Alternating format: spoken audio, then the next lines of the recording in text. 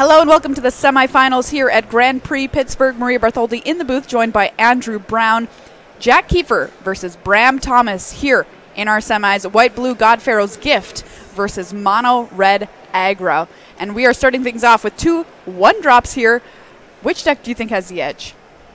Given that Bram Thomas was the first seed in the tournament and he is on the play, I definitely think he has a slight advantage over Jack here, but I definitely love the snap call. Nice, really great block. No fear here from Jack Kieffer.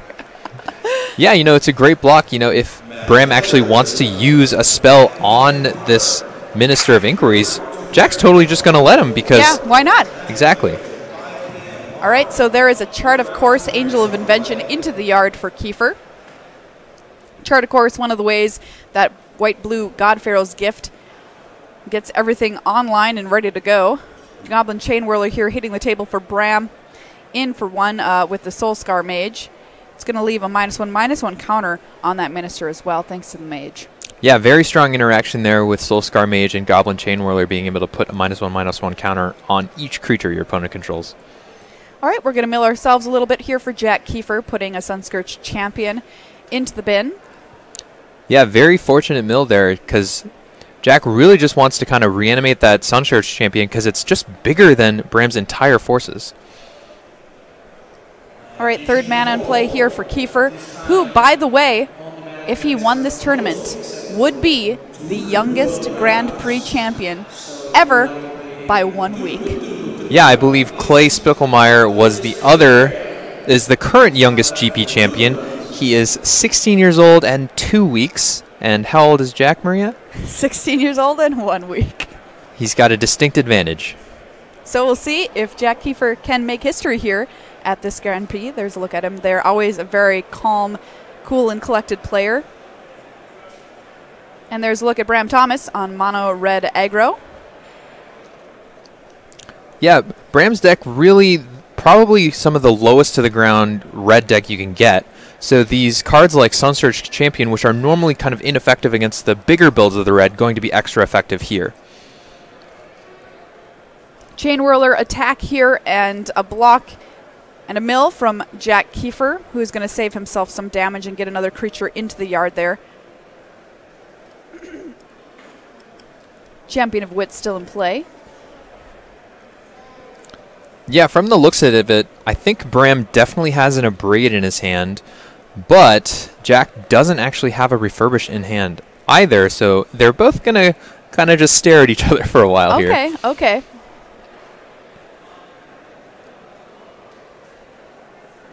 All right, we are just going to eternalize a Sunscourge Champion, which is going to come back bigger and badder and gain some life as well. Yeah, I definitely like this play from Jack. You know, he's using his resources from the graveyard and his hand very effectively, and he's going to go to a healthy 22 here. So this champion, just excellent versus a red deck. And we mentioned, you know, how dangerous it is for a God Pharaoh's Gift in a world of Abrades, but pretty dangerous in a world full of Sunscourge champions for mono red.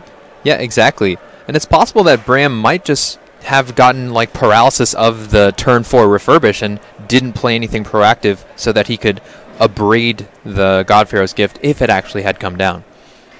Yeah, and I do see an abrade lurking in the hand of Thomas. Yeah, his hand looks pretty nice from what I can see. He's got a Hazoret and an abrade here, both cards that he really wants to play. Soul Scar Mage is going to be the leading play here for Thomas. It's kind of an interesting question as well as to, are you just always holding up that abrade? Yeah, and again, it looks like he's just not gonna cast that Hazoret. Yep, no attacks to that 4/4 champion, holding back the team from Thomas.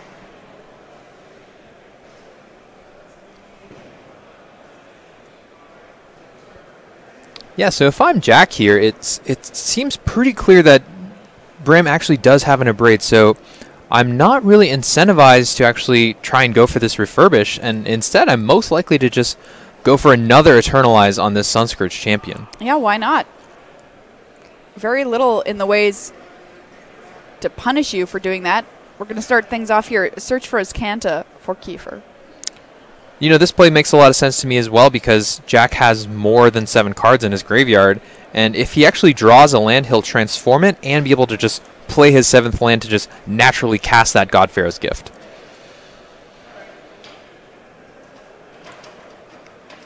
Search for Azcanta being a big card in a lot of decks this weekend. And here we go. Hazoret the Fervent in play for Thomas. And there's an Abrade, putting 3 -1/-1 counters on the champion. Okay, we are getting aggressive here. In comes the team for Thomas. Champion here looking to block that Hazoret, save some life. Kieffer going to take a hit, but he's got to be happy to see that Abrade come out of Thomas's hand. Yeah, definitely. This window is allowing him to actually just be able to either cast the God Pharaoh's Gift or cast a Refurbish and target the God Pharaoh's Gift in his graveyard and attack with an Angel. All right, and there's a transformed search for Azcanta into Azcanta the Sunken Rune. Here is 4, here's Refurbish. God Pharaoh's Gift comes back from the graveyard, and this is the window of opportunity that Jack Kieffer needed. Angel of Invention comes back. It's going to get some servos with it as well, and this cannot be good for Thomas. Yeah, this is going to be a really crucial 8-point life swing for Jack Kieffer here. You know, Bram was kind of sandbagging that Abrade. He might not have wanted to use it on this turn because this is the window that Jack Kieffer needed. Yeah, he might have read Kieffer wrong and thought, you know what, he doesn't have the Refurbish. He would have done it the other turn. But he had it. All right, so how does Thomas dig himself out from this hole now? Well, I think he needs to start by drawing an Abrade or having another Braid for this God Pharaoh's Gift. Sure enough, he had the second one, and there's an on-crop Crasher as well to join the team. In swings everybody here for Thomas. Yeah, Angel this is a pretty big chunk of damage here. And keep in mind all those creatures getting +1/+1 due to the Angel of Invention. All right, so an exert on the on-crop Crasher says the Angel can't block. We're going to throw a bunch of creatures in front of Thomas's creatures here. Save ourselves some life. Down goes a bit of the board. Yeah, and Jack has a pretty interesting decision here. He can try to cycle his cast out to draw another land so he can just hard cast that God Pharaoh's Gift. There it was. Land off of the cast out. Yeah, and I think this is just curtains for Bram Thomas. This Boom. second God Pharaoh's Gift going to bring back another Angel. And yeah, Bram Thomas sees the writing on the wall, scoops him up. That is game 1 of the semifinals going to Jack Kieffer and white-blue God Pharaoh's Gift. Yeah, sometimes you don't need the Refurbish. Sometimes you just cast God Pharaoh's Gift for 7. Yeah, I really like how Jack ended up playing that game. You know, flipping that Azcanta to get that last crucial 7th mana to actually just hardcast the other God Pharaoh's Gift in his hand. Really smart. All right, so moving into sideboarding, what tools does Thomas have to be able to bring in to further deal with Kieffer's plan? Well, he for starters, he has that 4th Abrade in his sideboard, which is going to be pretty key. All right, that snap coming in. Yeah. So other cards I can see coming in are Magma Spray and Scavenger Grounds, actually. Magma Spray going to be pretty crucial with exiling these Champion of Wits, which is pretty nice, and the Scavenger Grounds just being a one-shot kind of Tormod's Crypt effect, totally rendering that God Pharaoh's Gift useless. Yeah, the exile effect off of the Magma Spray, super important here. I mean, is he looking to kill, you know, like the 1/2 with Magma Spray? He might actually, because sometimes the games come down to hard casting Angel of Invention, and just Magma Spray being able to just exile it instead of put it back into the graveyard can be pretty crucial sometimes. All right, let's take a look at the other side of things here. Here's Kieffer's deck list laid out for you, taking a look at the sideboard down at the bottom of the screen. What do you like here for him? I definitely like the 2 other Sun Scourge champions in this matchup, because as we saw in that first game, totally dynamite card against this very loaded the ground red deck, and I think he actually might even bring in the Settle the Wreckage and the Thopter Arrest as well. just some more efficient removal. Yeah, exactly. Cast out is probably more than he wants to pay for dealing with the Hazoret, but yeah, I definitely think he'll want to bring in that settle just to kind of have that extra angle to attack the red deck at. And these Sunscourge champions, I'm very impressed with Kieffer having them in his deck. They were in addition to the God Pharaoh's Gift deck back when it kind of first appeared on the scene, and then they kind of left, and he's brought them back. Yeah, they're back with a force too.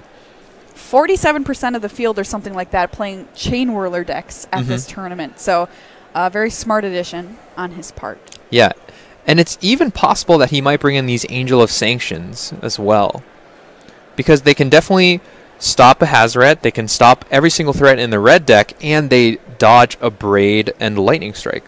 And they come back if they're somehow dealt with as well. Yeah, exactly. And they're also great fodder to discard with Chart a Course or Champion of Wits. Yeah, super hard for the red deck to be able to deal with something like that where, all right, I had to put in actually quite a bit of work to kill it in the first place because of the 4 toughness, and then they can just eternalize it? Exactly. Ugh. There's a look at our players here, the semifinals. Jack Kieffer battling his heart out here, trying to be the youngest player by a very slim margin to win a Grand Prix. By a margin enough, though. Yes. So like we said earlier, Jack Kieffer has the possibility to be the youngest GP champion in history. That is until Dana Fisher strips him of that title in a few years. Or when you win your next GP, right? Wow, sick burns. Pretty sure you're the baby on the coverage team this weekend, Andrew. No, that was the compliment. Oh, okay. Oh, thank you. Yeah, you look so great today. I'm so young. Dana was playing in an RPTQ this weekend, by the way. Oh, very cool, very cool. Team RPTQ, so congratulations to everybody who will be heading to Pro Tour 25th anniversary in Minneapolis coming up. Yeah, I'm really looking forward to watching Facebook, Twitter, just seeing all those teams who actually won and get to go to that awesome Team Pro Tour. I know, it's going to be so much fun. Hometown Pro Tour for me as well, Minneapolis. Fantastic city. Where's Minneapolis? It's in Minnesota, one of the greatest states in our beautiful nation. Which state? Okay. All right. I get it. Just let me hear the accent once. Minnesota. Oh, that's just great. That's just great. All right, our players drawing out their opening hands here for game number 2. Yeah, this looks like a really, really tough decision here for Jack. He has a 1-lander, 2 Ministers, a Chart a Course, and 2 Sunsurge Champions. I think I would actually keep this hand. Why? Just because it's so close. If you do draw that land, your hand is so powerful against the mono red deck. But Jack does opt to mulligan, and I would definitely trust him because he has certainly showed himself to be an excellent pilot of this deck over the weekend. And we talked about this a lot. Mulliganing decisions this weekend. And do you usually keep hands if you only need one land of any kind to make it great? You mean just keeping 1-landers? No. You would only need to draw 1 land. Oh, to make it great. I mean, a lot of it depends on the matchup. Like, sure. It's possible that Jack thinks that his matchup is so good that he doesn't need to have like a marginal hand where he can just have sort of a middle of the road 6 cards is better than his risky 1-lander. Well, it looks like keeper. Well, this one's a keeper for Jack Kieffer. Kieffer has a keeper. Frank Carson in chat saying we have a 15-year-old Team GP winner back in 2004 in Chicago. All right. I would totally believe that Frank Carson would know that. He absolutely would. He knows most things. Yeah, he definitely does. Okay, quick start here for Bram Thomas here in Game 2. Earthshaker Kenra and a Bomat Courier. Courier already hoarding 2 pieces of mail under itself. Yeah, this is the start that Bram Thomas really wants. And again, just so much pressure coming down. 1, 2, 3, 4, 5. Hitting Kieffer down to 11 already. This might be a quick one. Yeah, and with Kieffer not having a turn to play, I definitely don't like his chances. Yeah, search for Escanta here? Ugh. definitely... That is a bit too slow. Definitely not what he's looking for here, but the silver lining is that Bram Thomas actually has missed his third land drop, so he is stuck on 2 lands currently. But plenty of cards under that courier if he ever is in dire need of getting out from under this position. But Jack Kieffer is down to 6. Scrying that refurbish into the yard. All right, there is 4 lands and no play yet. Lightning strike going upstairs here for Thomas. Kieffer will be down to 3.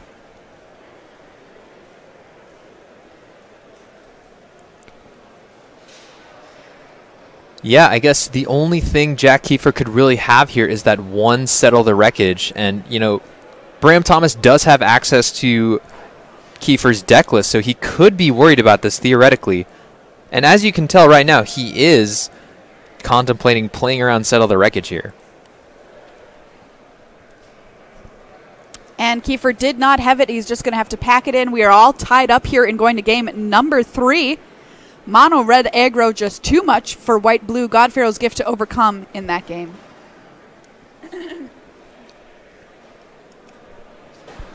So we are checking the numbers here on the youngest Grand Prix winners. BDM doing some hard work behind the scenes. And we do still believe that Kieffer will be the youngest at 16 years old and 1 week to win an individual Grand Prix. We are going, we're reading between the lines, we're going by week. This is how we have to split it because there have been a number of 16-year-olds who have actually won individual Grand Prix. So we are cutting it down by the week here. It was really interesting to see at the end of that game that Bram Thomas was actually playing around that one Settle the Wreckage in Jack Kieffer's sideboard. Oh, it's only one? There's only one, yeah. All right. But yeah, I definitely like the way he played. He was super cautious till the end. All right, back to the boards here for game number 3. Are you making any changes here if you're Kieffer, knowing you're going to be on the play? No, I don't think so. Just got to really hope for a stronger hand. And if I'm Bram Thomas, the only thing I want to see in my opener is Scavenger Grounds or... a braid. A braid. Not a single braid, but like multiple braids. Yes, yes. Oh, do you get it? I do. Okay, great. It's also possible that with the extra land, Bram Thomas might feel comfortable bringing in more of those expensive red cards like Chandra and Glorybringer.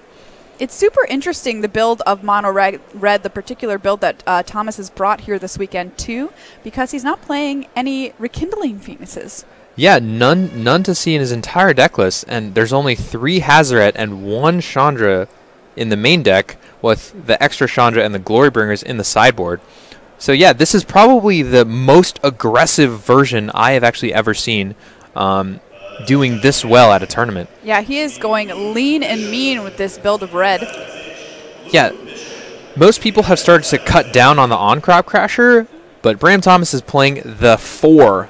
Just wow. 4 of on-crop crasher. Really doesn't want his opponents to block. Hey, I'm all for that. What do you mean all for that? Blocking's the worst. Attacking's the best. Obviously. Don't you want counterplay? No. I'm going to get real with you. I want to attack my opponent's face with my creatures. Do you want counterplay? I asked the Boggles player. You now see your error. All right, here's a mulligan from Kieffer.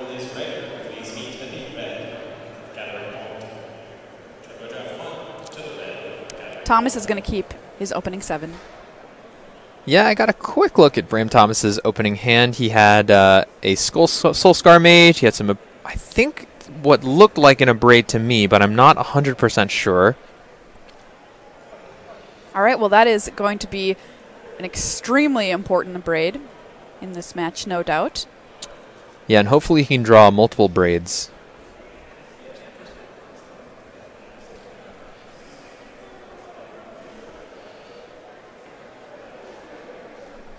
You mean Braid's Cabal minion? Everybody's giving me thumbs down for my jokes. Slammed my head into the table very softly. But during the Roman Empire, thumbs down was a good thing. Was it? Not if you were fighting. Who knows? Nobody was alive back then. Minister of Inquiries here for Jack Kieffer. Exactly how he wants to start this game. And Solskjaer Mage here from Bram Thomas. We are underway here in Game 3 of our semifinals. Oh, I like this. All right, get in there, Minister. Get in there, Minister. And Bram's like, what? What is going on right now? I block? There we go. Chart a course. Draw That's 2 cards. why. There's the 2-mana divination. Oh, and Block. I block. Yeah, I block that. I Lightning strike. really like Jack Kieffer's hand too. He's got a Sun Scourge champion next turn, and he has a Refurbish in his hand as well. Nice. All right, here's the champion. Let's gain some life. Back up to 20. And I also see that he has a Strategic Planning in his hand too. So Excellent. next turn he can filter his draw, hopefully bin a Godfarrow's Gift for that Refurbish in his hand. And that 3 toughness on the Sun Scourge champion is handy too in certain combat situations. Definitely. Right, on Crap Crasher, doesn't matter what your toughness is, you're not blocking here. Comes down for attack for 4. Nice. Minister was the draw for Jack Kieffer. It looks like he's going to take a land here. I like that a lot because now he has access to kind of get that other Sun Scourge champion from his graveyard while discarding, let's say, a Godfarrow's Gift or an Angel of Invention. Sure. All right, so Minister number 2 enters play here for Jack Kieffer. Back over to Bram Thomas. Earthshaker Kenra here is the play. Champion cannot block. And there's a Magma Spray to send the Minister into exile. Attack. For another 4. Kieffer down to 12. So I think here's one of the rare circumstances where I think Kieffer's just going to hard cast this Angel of Invention. I think Bram's down to 2 cards in his hand, and the Servos mode plus the +1/+1 to his team going to really shape the board here. Yeah, I like that a lot. We do know the On-Crop Crasher coming off of Exert next turn. But I don't think that matters too much because these Servos are just going to be able to block and trade with that On-Crop Crasher. Yeah, that seems pretty good. Is there a way that Jack Kieffer is punished for making that play at all? It's really hard for me to say because Bram Thomas did use that one Magma Spray and already used the Lightning Strike, so the chances that he has like more burn spells for this Angel are low. Oh, it looks like he's going to go for... Okay. All right, we're going to Eternalize here. Gain 4 life. Back up to 16. So now we have a 4/4 and a 2/3 back on D here for Kieffer. Yeah, it's possible that he's just trying to bait out more removal spells on these less important Sun Scourge champions.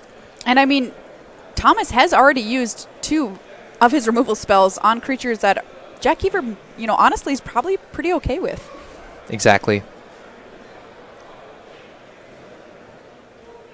Hazoret the Fervent for Bram Thomas. Here we go. On-Crop Crasher crashing on in. Earthshaker Kenra, Solskjaer Mage, and Hazoret herself coming into the red zone.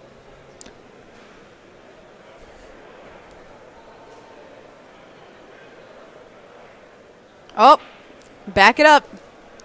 Bram Thomas rethinking this attack potentially. Yeah, this is a very crucial moment here. We are exerting the Crasher. The 4/4 champion cannot block. I actually think Jack just goes for a block on the Solskjaer Mage. There's no prowess. And if he plays that Angel of Invention next turn, the Servos can block that On-Crop Crasher. But there's also a lot of value in Jack actually getting that other Sun Scourge champion into the graveyard. Okay, so he did block the On-Crop Crasher trading. Champion heads to the graveyard. Life total falls to 8. And I believe he drew a God Pharaoh's Gift. All right, so here we go. Champion number 2 comes back from the dead as a 4/4. We're going to gain 4 life here. God Pharaoh's Gift into the graveyard, crucially. 2 cards in hand for Bram Thomas. Oh my gosh, I believe he just drew in a braid. Okay, so down goes the champion. In comes the team. Tons of damage coming out here from Bram Thomas. I think Jack is going to elect to either... He's definitely not going to block the Hazoret, but it'll be interesting to see which creature he chooses to block. It's most likely going to be that Soulscar Mage.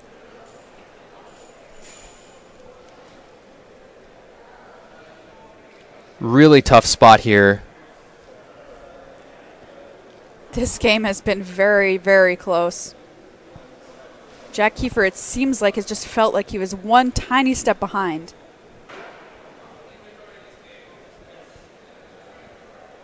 Considering blocking the Soulscar Mage.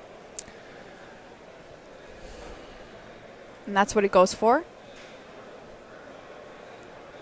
Oh, and there's the Abrade. There's the Abrade. All right, so here we go. No cards in hand left for Bram Thomas. Jack Kieffer falling to 4. Yeah, I like this play. This Angel is going to go to the graveyard because he's definitely going to block that Hazoret. And then next turn he gets to slam that Refurbish and then bring that Angel back and attack for a huge life swing. Okay, Bomat Courier was the draw here for Thomas. And here is that block that you talked about. Yeah, I think he blocks the Soulscar Mage, blocks the Bomat Courier, and then chumps the Hazoret with his Angel. And then I think that puts him in a really good position. All right, there we go. Angel on Hazoret, Servo on Soulscar Mage, and 1 on the Earthshaker Kenra. Yeah, I guess I like blocking the Earthshaker Kenra too because this Servo now just gets to eat the Soulscar Mage if Bram Thomas wants to roll the dice on that card underneath the Bomat Courier.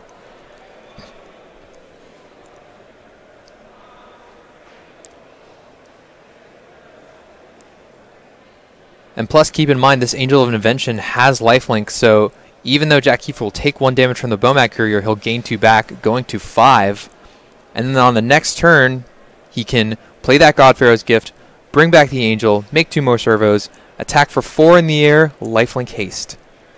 Attention Magic fans, if you are still preparing for another draft, Turbo Jacks are launching. All right, here we go. Going to damage. Kieffer gaining life here from the Angel of Invention. And that Soulscar Mage should hit the bin too.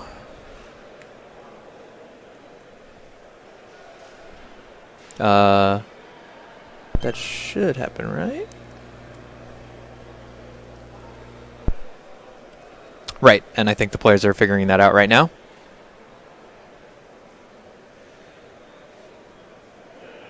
All right, Judge stepping in to take a look here.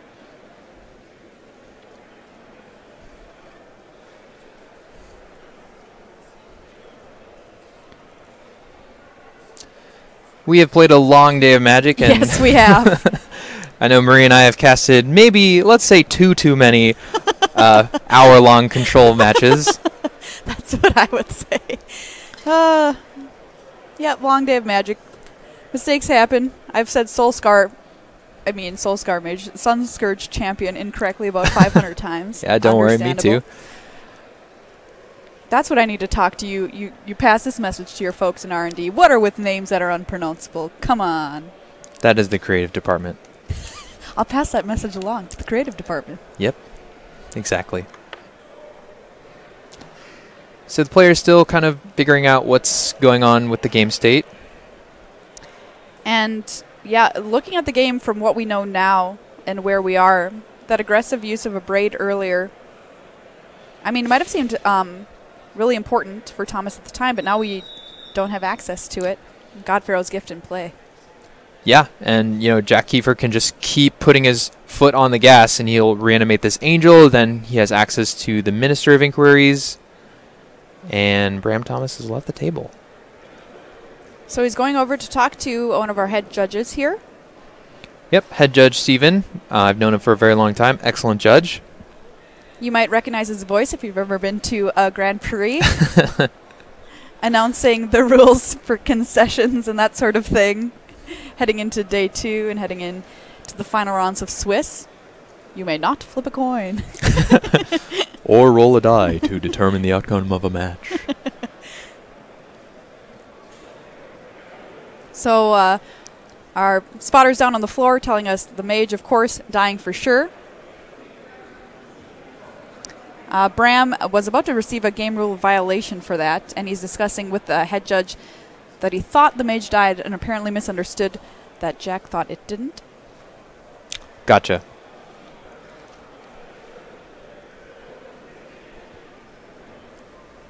So from your R&D perspective, Mm-hmm. how does it feel to be watching these games kind of play out here with our eagle's eye view from the commentator booth?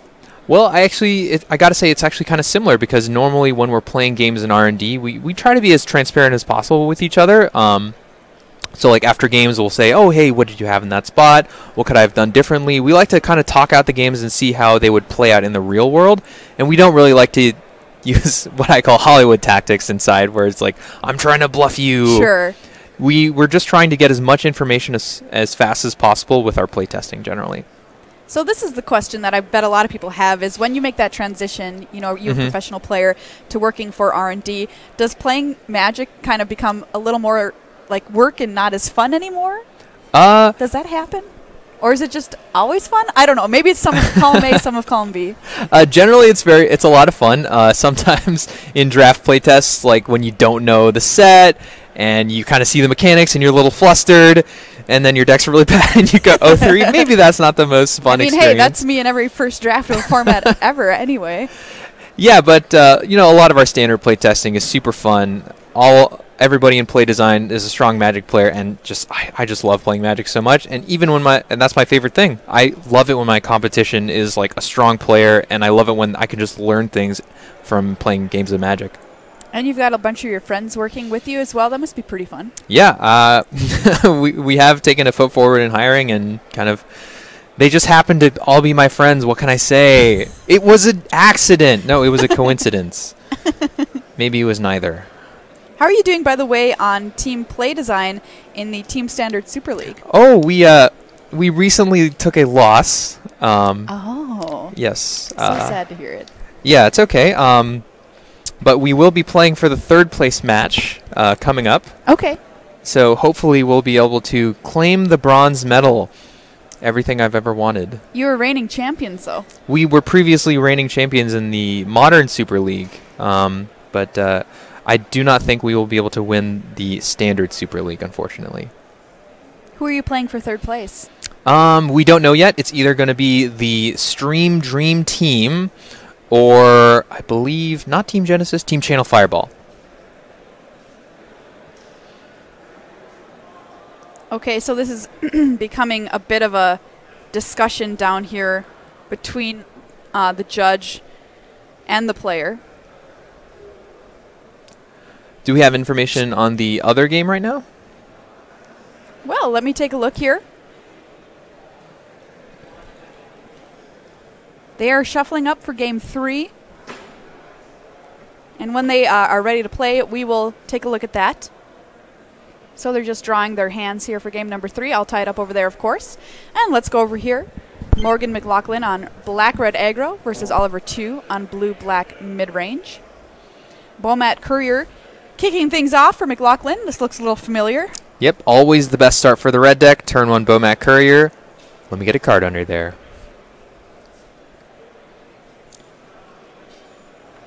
Yep, as Morgan flips through his hand looks really strong. He's got lands, spells. He has a Lightning Strike for this turn and a Doomfall for next turn, followed by what looks like to be 2 Chandras as well.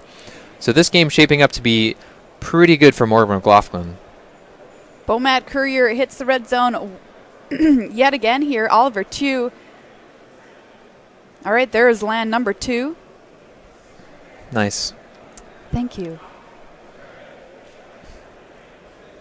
No play yet. Back over to Morgan.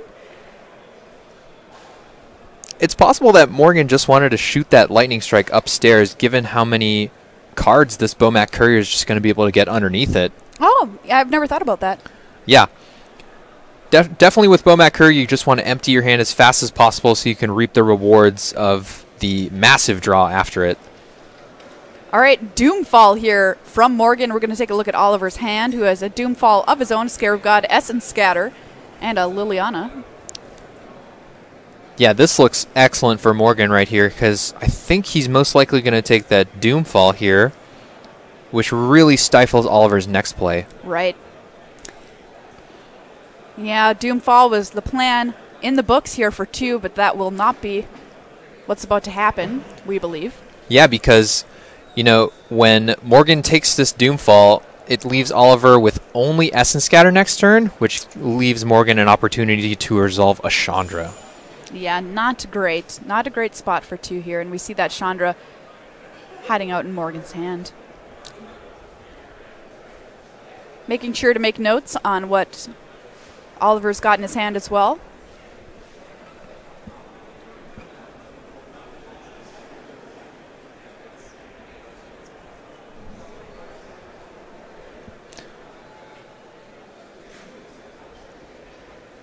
Doomfall, just a great card in general. I do love all these modal cards, such as like Supreme Will, which was one of my favorite cards from Hour of Devastation. Just being able to have that flexibility with the card, and both modes on this super powerful too. Yeah, you know, it can get rid of a Hazoret and get rid of Champion of Wits, and as we all know, exiling, very powerful effect in Standard right now. It's cool that we're seeing this card too in such completely opposite decks here. Like in a very, very hard, aggressive deck here from Morgan, in a blue-black mid-range deck that is pretty good at playing the long game from 2. All right, well, he's going to go with the Liliana here. Interesting. I think he thinks that since he has 2 Chandras in hand, that he's pretty free to just kind of let this other Doomfall resolve and then just slam that other Chandra. Yeah, Oliver, too, getting some information from that Liliana being snatched out of his hand, too, no yeah, doubt. exactly. Also, with Morgan not taking the Essence Scatter, it kind of telegraphs to you that, you know, I probably have something that Essence Scatter is poor against in my hand. And Essence Scatter, too, just kind of weaker against these really aggressive decks because they're just able to play a different creature. Yeah. And especially when the permanent types get varied up, Chandra is a Planeswalker and cannot be hit by that Essence Scatter.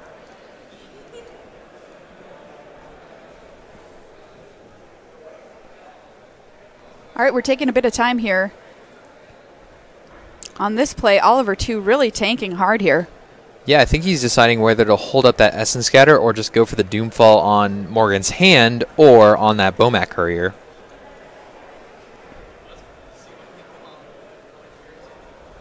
All right, here we go. Land number 3, and it is going to be Doomfall. But which one are we going to choose? That's always my favorite part with these cards. Which one will it be? I mean, I can see both. There's already 3 cards under that Bomat Courier, soon to be 4. Oh, wow. And Oliver does go for that Bomat Courier. All right, so Bomat Courier is exiled. Boom, here comes Chandra. Torch of Defiance for Morgan. And we are going to go upstairs with another 2 here to 2, down to 15. Yeah, Oliver's really going to need to find something like Vraska's Contempt really soon, or else he's going to be in a world of hurt. Gifted Aetherborn here for Oliver. Definitely not the card he really wants to draw right now, as Chandra can No. just pick that off really easily. Chandra doesn't even need to, it seems. We're going to plus, find a Doomfall. Yeah, Doomfall. There you go. Pretty great here.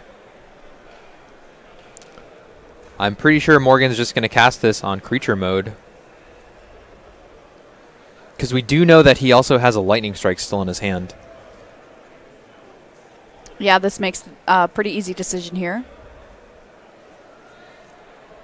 Or he actually went for the Doomfall in his hand, get the Scarab God, and then finish off Yep. that Aetherborn with a Lightning Strike. Either way, no wrong way to eat this Oreo, as Paul Rietzel would say.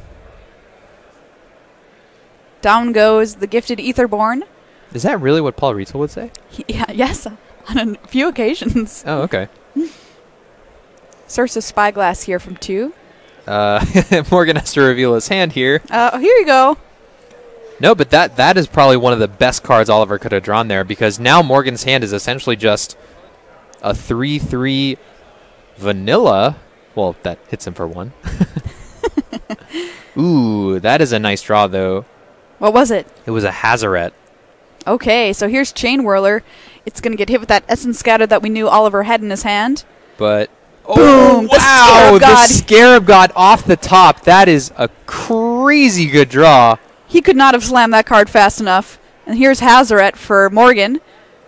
But with yeah, haste. Oliver can just start reanimating Gifted Aetherborn, Goblin Chain Whirler. Oh, this looks... what a draw. Wow, that was incredible. This looks so good for Oliver right now. I guess he's debating on his upkeep which creature to get back, but they're both excellent choices. I mean, Gifted Aetherborn has lifelink, Goblin Chain Whirler has First Strike. What a rip for Oliver, too. Yeah, what a reversal, too.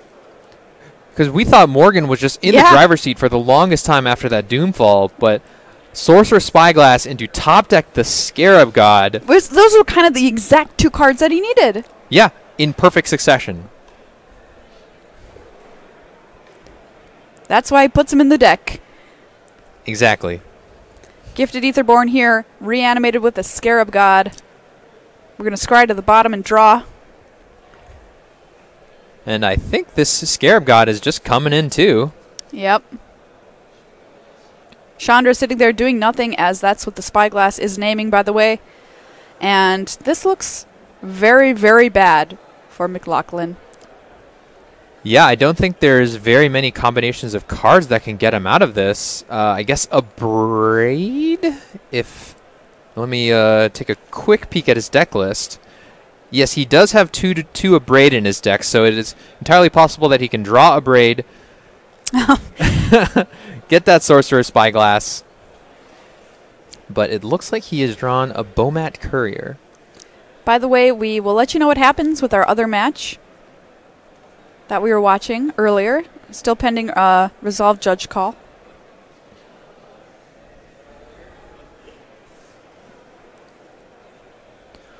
I guess the card that Morgan kind of wants to draw the most here is probably just a straight removal spell, like Unlicensed Disintegration.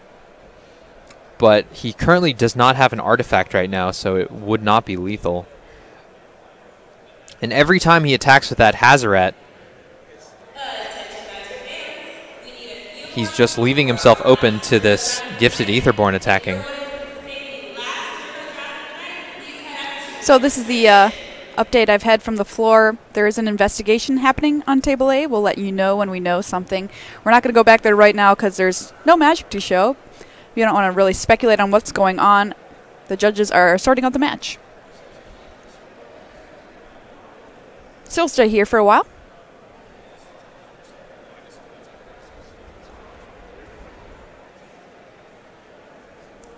Yeah, so this Hazaret just coming in hot. And I saw that Morgan actually discarded his other useless Chandra in his hand to make sure that this Hazaret can get in there.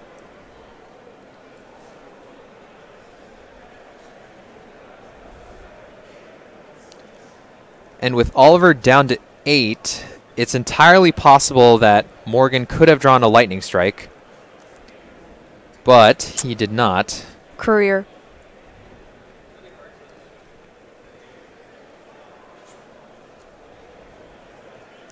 Pretty awkward spot for Morgan, too, since Oliver can just reanimate that Goblin Chain Whirler in Morgan's graveyard and then deal 1 damage to that Bomat Courier, too.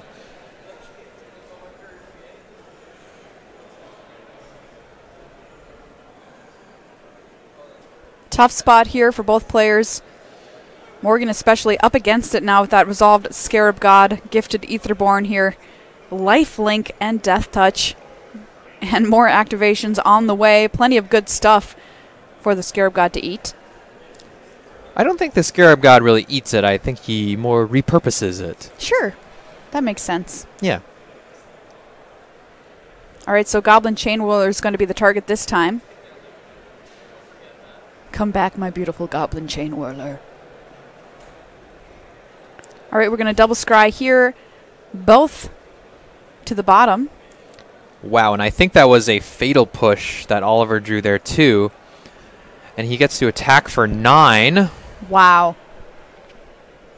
No cards left for Morgan. Yeah, this Sorcerer Spyglass off the top, just pulling Oliver out of this game.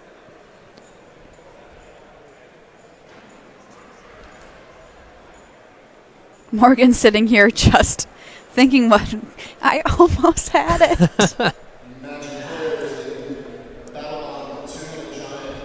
Semifinals here, GP Pittsburgh. Oliver doing some math on the table.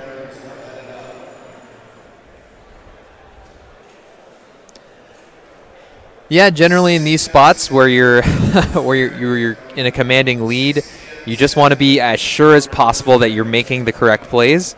I've been there before. I don't fault Oliver for taking a while on figuring out what to do after this. No, you want to be triple sure in these spots. Quadruple sure. Absolutely.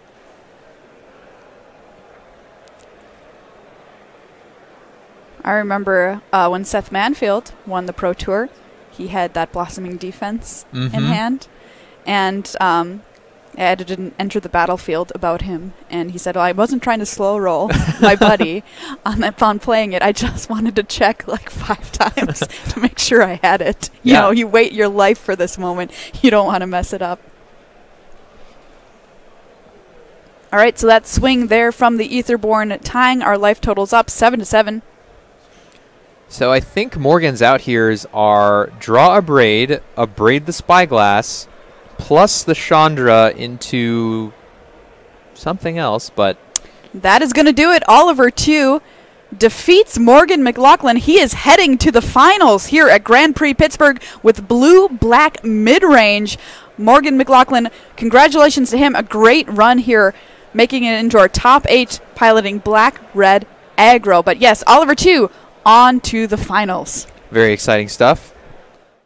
Hello and welcome back to the booth here at Grand Prix Pittsburgh. Maria Bertholdi, joined by Andrew Brown of Magic Wizards of the Coast R&D. Treat to have you in the booth this weekend. It's been my first time paired with you, and it's been awesome to hear your R&D stories, kind of your insider angle.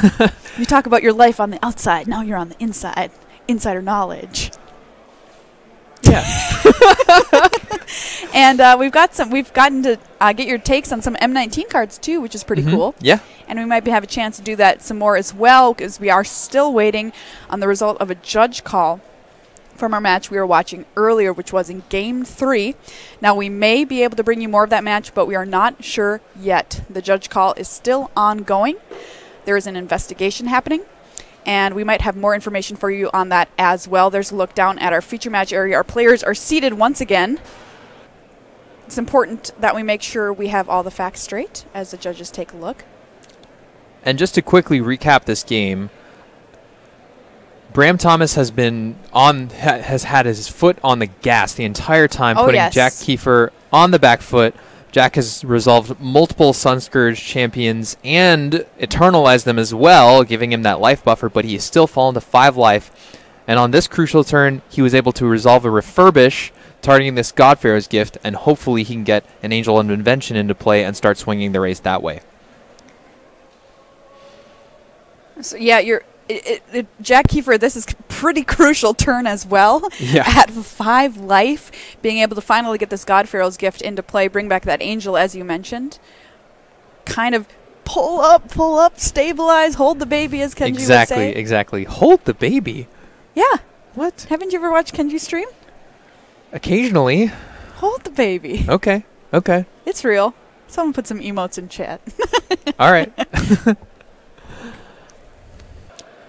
So I believe this is going to be on Jack Kieffer's main phase, and I think Bram Thomas is gonna see if there is a braid underneath his Bomat Courier.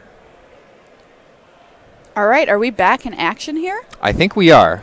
Thank you for those emotes. Oh my gosh! There was! Unbelievable! What?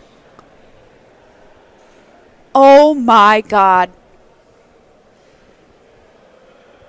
And there is a lightning strike and a Hazoret attack, and there is the handshake. Oh my gosh. I cannot believe it. I cannot believe it.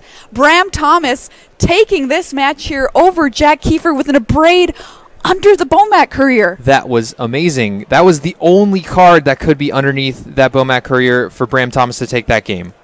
Wow, you see Jack Kieffer, what a hard loss to take here. We have seen some incredible haymakers so far in this top 8, and that is one of them. Abrade, the only card that could have got him out of this situation underneath that Bomac Courier, and he had to take the chance too. Yeah, exactly. And it turned out to be the correct play. That is absolutely incredible. All right, so there you have it. We are heading to our finals. Bram Thomas and Oliver Tew coming up in a few minutes. But first, let's take a look at our bracket so we can check how we got here to this place so far this weekend. At our quarterfinals, Bram Thomas versus Paul Dean. Thomas, of course, came out on top there. Jack Kieffer versus Zach Allen. Kieffer, the victor there. Scott Matthews, Oliver Tew victorious over Matthews and Morgan McLaughlin and Mike Sigrist. Morgan McLaughlin was victorious there. And then, of course, our semifinals, we just saw him shake out, and we are now headed for the finals. What do you think, Andrew, of this tournament so far this weekend? Yeah, really awesome tournament. I think the big thing that we did learn is that this blue-black mid-range / control deck is definitely one of the big contenders against these mono-black and black-red Chain Whirler decks. All right, well, the finals coming up in just a minute.